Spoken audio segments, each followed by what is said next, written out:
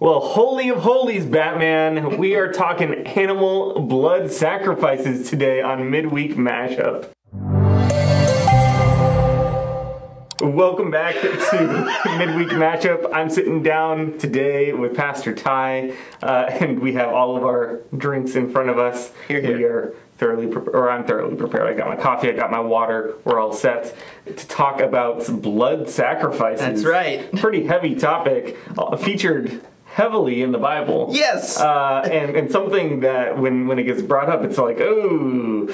It's a little unsettling. Yeah. A little is an understatement of the year, but it was a very important part of the culture in the Old Testament, and not just like the Israelite culture, the culture of that part of the ancient world. And so it's weird for us today because it was thousands of years ago, right? But for them back then, it was more of a normal thing. The world was more brutal, and so you got to talk about it though. Yeah, today in America, we're all about like animal rights and stuff like that. Like not testing makeup products on bunnies and save the turtles, use a paper straw. Right.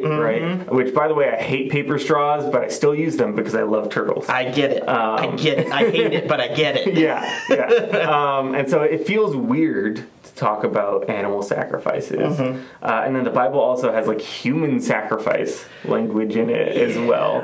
And so you talked a little bit about this on Sunday, and this all is supposed to tie in to the Advent theme of love. Right. It's the most metal Christmas sermon ever. So unpack this a little bit for me. Why are we talking about animal sacrifices as we approach Christmas? Sure. Well, the book of Hebrews, it's one of my favorite books of the Bible because it's so heavily connected to the rest of the Bible. It connects heavily back to the Old Testament. It connects heavily back to Israelite culture and traditions and practices because it's written to people who you assume they have a knowledge of that. So for someone in the original audience reading this text, they would be like, oh yeah, I remember learning that growing up. Or, oh, I remember me and my family or my parents or someone going to the temple and bringing a sacrifice. This is part of our culture. This is part of what we did. And so for an Israelite reading this, or someone who understands even Jewish culture, like they would be like, this makes sense to me. Like, I get what the writer is saying. For us today, because we are not a part of that culture, we have to kind of do the extra layer of work of, okay, let's understand what the reference is. And then when we understand what the reference is, we can understand what the writer of Hebrews is trying to say. Because the writer of Hebrews is not writing like a manual on how animal sacrifices work. They're writing to give, and I use the phrase, this is good, that's better. These Old Testament things are good, Jesus is better. And so the whole book of Hebrews is kind of running along those lines, and Pastor Eric and Adrian did a really, really great job with their portions of the series, talking about Moses is good, Jesus is better. The physical promised land is good. The true rest in Jesus is better. Melchizedek was good. This line of priesthood was good, but it was broken, and Jesus is better.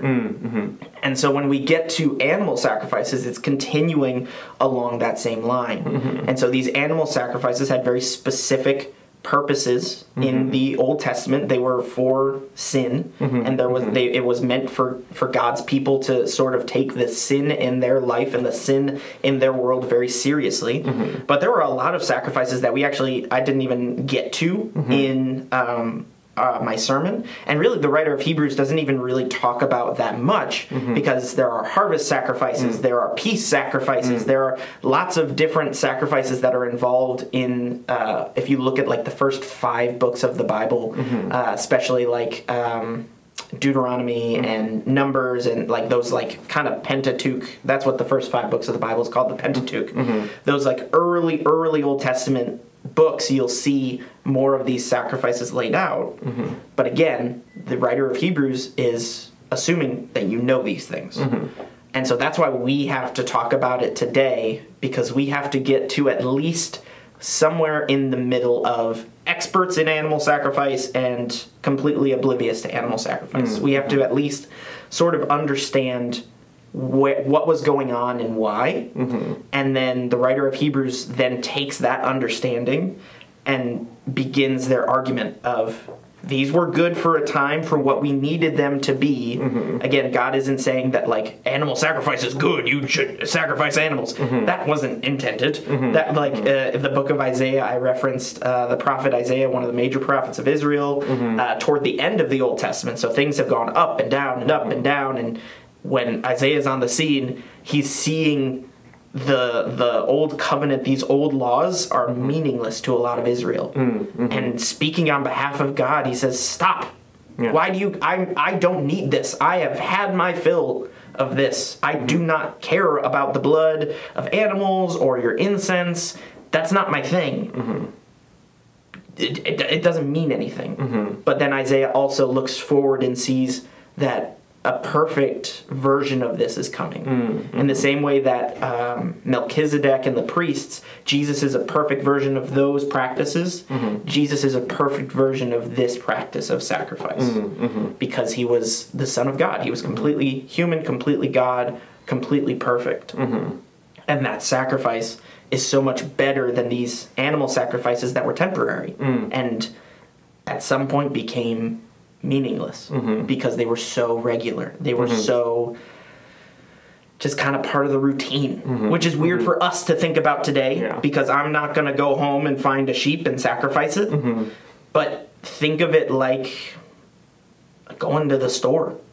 Like, I don't think about going to my local Target that much because I know where the flour is. I know where the Gatorade is. I know where the things are. I don't really have to think about, okay, I need to get sugar today. So that means I need to take a left and I need to take a right. No, I just go to where the sugar is.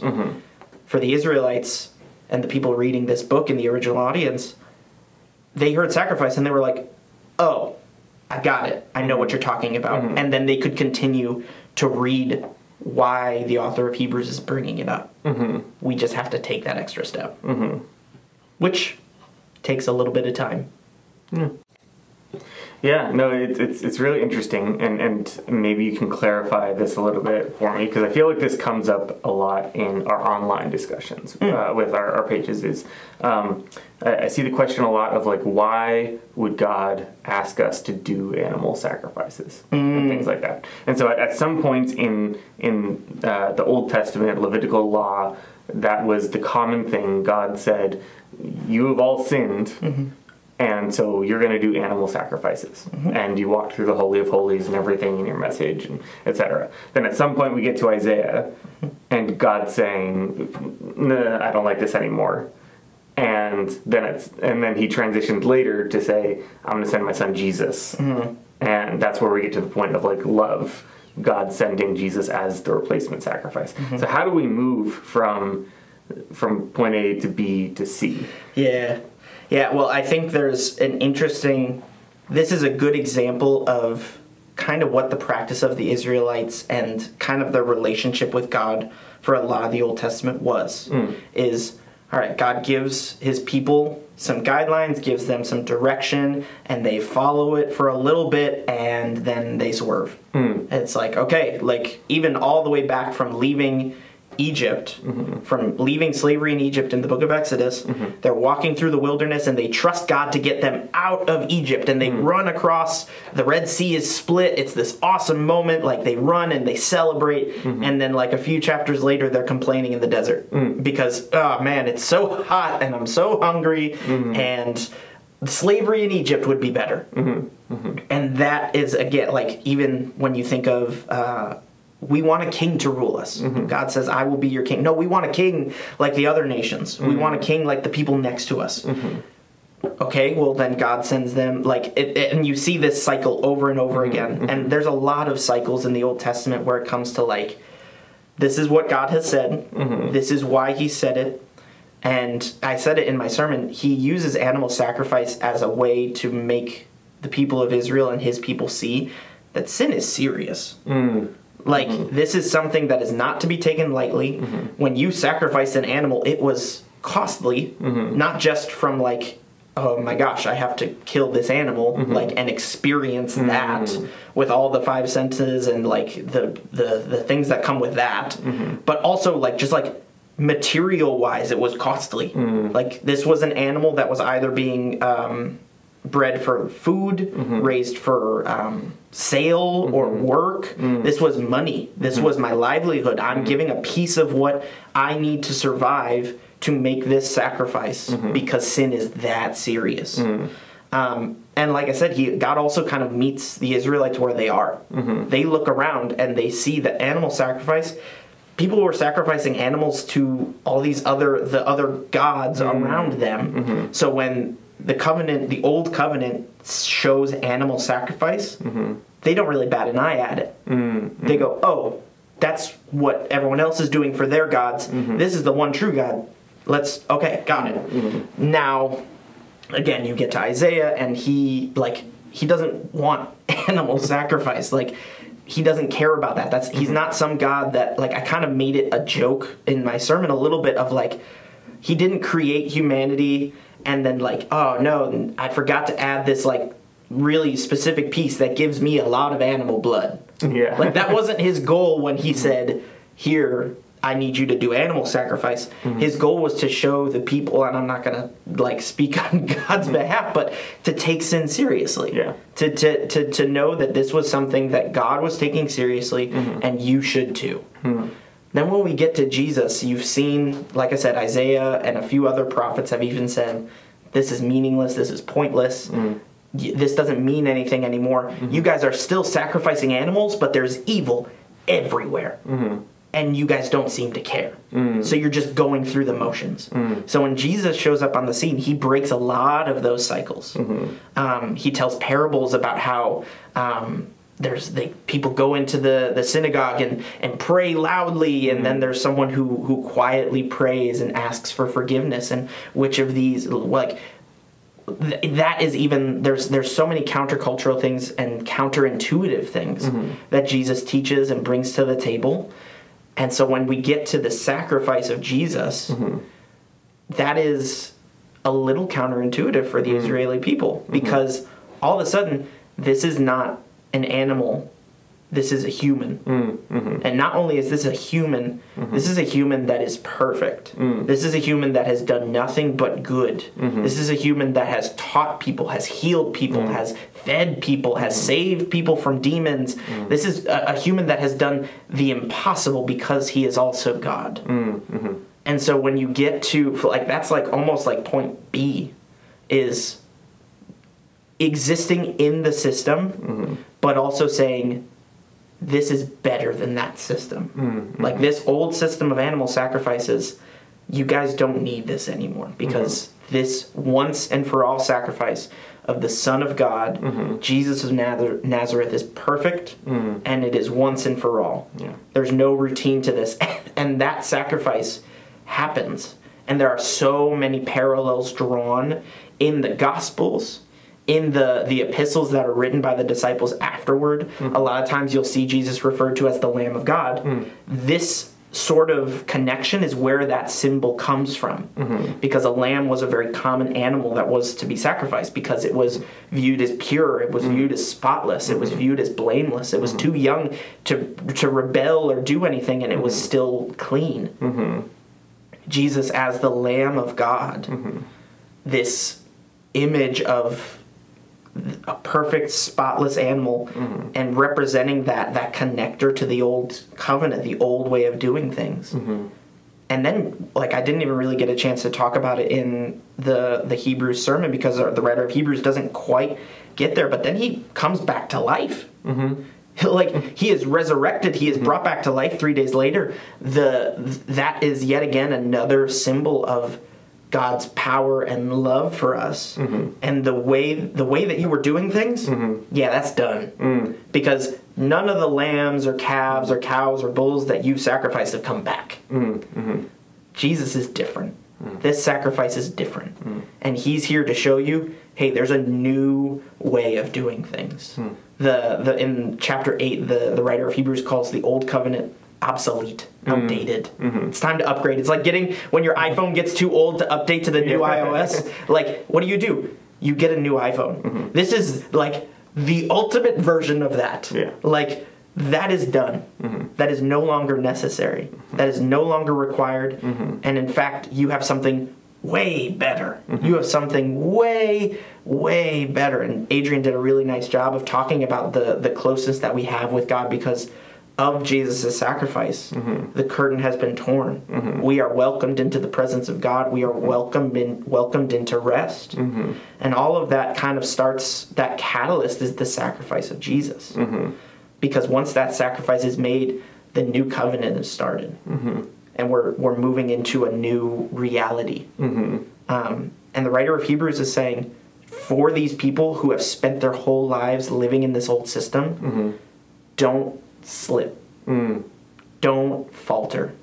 I know that it's like writing with one hand your whole life. And then all this, like being told you can write with your other one. And even though it feels uncomfortable, it's better.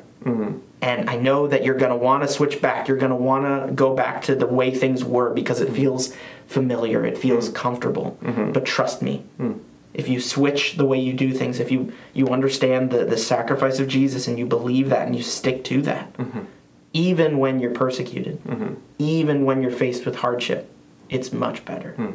It is so much more rewarding and fulfilling to be in the presence of God in this way rather than still live in this old reality of God is there, I am here. God is with us, Emmanuel. Even after his death, God is with us. And so that's kind of the point A to B to C. But again, because the animal sacrifices live so much in point A, and we are in point C, if you will, it's a hard connector to get to. And again, the blood is mentioned and these animal sacrifices are mentioned not just in the book of Hebrews, not just in the Old Testament. These are things that are kind of talked about throughout the whole Bible. And it takes a little bit of homework, if you will, to say, okay, I'm not just going to skim past that because I don't understand it. Let's take a minute and see if it's worthwhile to be referenced here.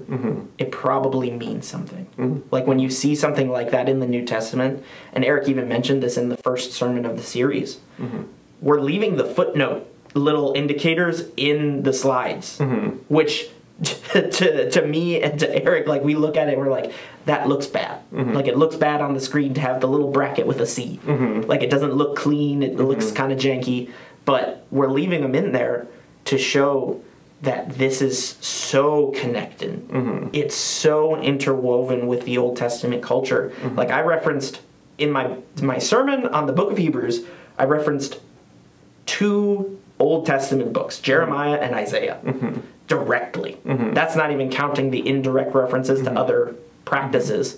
Like you could go back to the Levitical law in the book of Leviticus, in the book of Deuteronomy, like things like that. But it's so interwoven that when you study the book of Hebrews, you have to sort of be ready to do some legwork, to do some homework. Look at the study notes. Click on the link that says, this is referencing Jeremiah 31. Go back and read that and see, oh, that's what the author is talking about when he says X, Y, Z. And so it is a bit of a struggle in some ways, but it's also a worthwhile struggle.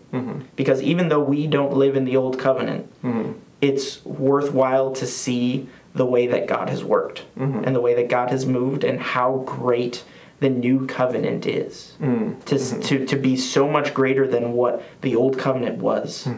It is really fulfilling, and I even struggled with that a little bit in the sermon, is there really wasn't an application point necessarily from my sermon this week of like, go do this.